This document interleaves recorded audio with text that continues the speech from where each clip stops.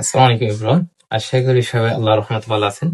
বিশেষ করে এসএসসি 27 এবং 28 যারা শিক্ষার্থী আছে তাদের জন্য কিছু পড়ালেখার টিপস নিয়ে আসলাম আজকে।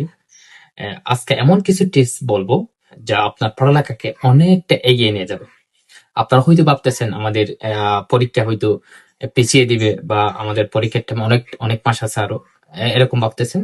আসলে মোটেই যদি এরকম যদি ভেবে থাকেন এটা আপনার দুর্বলতা এবং সমস্যা হয়ে দাঁড়াবে পরবর্তীতে। সেজন্য আমি সবাইকে অনুরোধ করব, প্লিজ সময় আছে এভাবে বসে না থেকে একটু একটু করে যদি আপনি যদি প্রতিদিন পড়ে যান, অবশ্যই আপনার পড়ালেখা অনেকটা অগ্রসর হবে বলে আমি মনে করি। সে অগ্রসরের লক্ষ্যে আমি কিছু আপনাকে এমন ফার্স্টে কাজ করার কথা বলবো, এমন ফার্স্টে কাজ শুরু করার কথা বলবো যা আপনার পড়ালেখাকে অনেকটা এগিয়ে নিয়ে যাবে ইনশাআল্লাহ। আপনি যদি এসএসসি 27 এবং 28 বেশ হয়ে থাকেন, অবশ্যই এই পাঁচটি করার চেষ্টা করবেন এবং এই পাঁচটি কাজগুলো আজ থেকে, এখন থেকে, আজকের দিন থেকে শুরু করার চেষ্টা করবেন বলে আমি আশা করি। দেখেন কি কি। প্রথম হচ্ছে 1 নম্বর যেটা আছে, এটা হচ্ছে প্রতিদিন নির্দিষ্ট সময় পড়া। প্রতিদিন আপনাকে নির্দিষ্ট সময় ধরে পড়তে হবে। আপনি যদি প্রতিদিন নির্দিষ্ট সময় ধরে না পড়েন, তাহলে আপনার পড়ালেখা অগ্রসর হবে না। এখন থেকে পড়তে হবে। যদি এমন বা আমার মোটিভেশন শুনে বা আমার যে টিপস গুলো শুনে আজকে পড়ছেন কিন্তু আগামীকাল পড়েন নাই, বা একদিন পড়ছেন একদিন পড়েন নাই, বা কনসিস্টেন্সি যেটা আছে এটা ধরে রাখতে পারেন নাই, তাহলে আপনার ব্যাঘাত আনতে পারবে পড়ালেখাতে। সেজন্য আমাদের প্রতিদিন নিয়মিত পড়ার অভ্যাস যেটা আছে, আজকে 1 ঘন্টা পরে, আগামীকাল 2 ঘন্টা পরে, তারপর 3 ঘন্টা পরে, এভাবে যদি আপনি যদি প্রতিদিন পড়তে পারেন, ইনশাল্লাহ আপনার পড়ালেখা অনেকটা সহজ হয়ে যাবে। 1 নম্বর এটা। দ্বিতীয় নম্বর যেটা আছে, এটা হচ্ছে পড়ার পাশাপাশি লিখে অনুশীলন করা। পড়ার পাশাপাশি অবশ্যই নিয়মিত পড়ার অনুশীলনটা করতে হবে। আমরা যখন বই পড়ি, বই পড়ার অভ্যাসটা আমাদের শুধু রিডিং পড়ার অভ্যাসটা থেকে যায়, কিন্তু যখন আমরা পড়ি, পড়ার সময় তখন আমরা নোট ডাউন করলে অবশ্যই আমার পড়ালেখাটা অনেকটা ইজি হয়ে যায়। যদি ইতিহাস, ভূগোল, যে কোনো কেমিস্ট্রি, বায়োলজি যে কোনো একটা পড়লে এটা আমাদের সহজতর হবে কখন, যখন আমরা পড়ার সময় নোট ডাউন করি। যে কঠিন জিনিসগুলো আছে এগুলো আমরা যদি নোট ডাউন করে যদি আমরা প্রতিনিয়ত যদি বা ওয়ালের সামনে যে বা যে কোনো অনুশীলন করি বারবার আমাদের লেখার মাধ্যমে, এটা আমাদের অনেকটা বড় ভূমিকা রাখবে পড়া মুখস্থ করার কৌশলের মধ্যে আর কি।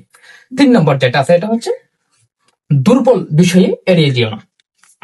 আমরা যেটা যে বই পাই, বিশেষ করে যারা মানবিক শিক্ষা, তারা গণিত এবং গ্রামারের মধ্যে বই পাই, তাহলে তারা এগুলিতে এড়িয়ে যায়। হ্যাঁ, শুধু 5 মার্কটা আল্লাহ হয়ে যাবে এভাবে বলি আমরা, কিন্তু না, আমাদের তা করা কি, আমাদের যেটা কঠিন, আমি যেটা দুর্বল সেটাকে বারবার রিভিশন দেওয়া, বারবার পড়া, প্রতিনিয়ত পড়ার চেষ্টা করা।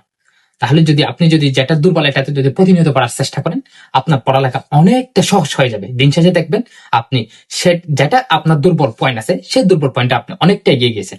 4 নম্বর পয়েন্ট, প্রতিদিন আগের পড়া রিভিশন দিতে হবে। আমরা গতকাল যেগুলো পড়ছি এগুলো আজকে সকালে আমাদের বা যে কোনো একটা টাইমের মধ্যে আমাদের রিভিশন দিতে হবে।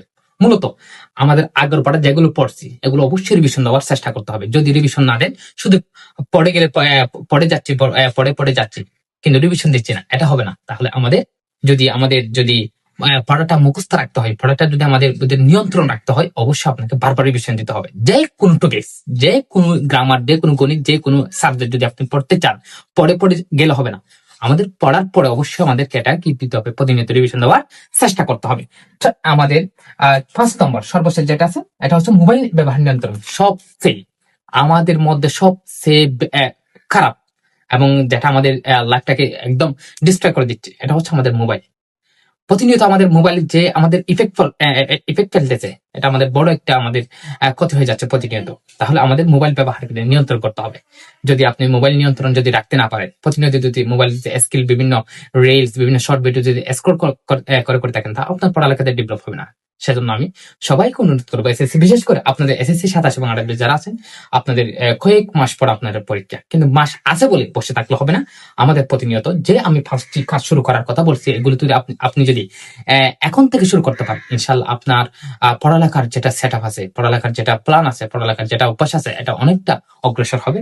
সেই সাথে আপনার যে মা বাবার স্বপ্ন, নিজের স্বপ্নটুকু আপনি শেষ পর্যন্ত পূরণ করে যেতে পারবেন। আমরা প্রতিনিয়ত পরিশ্রম করবো, ইনশাল্লাহ পরিশ্রমের পর আপনার সফলতা আপনার কাছে ধরা দেবে। আসসালামু আলাইকুম।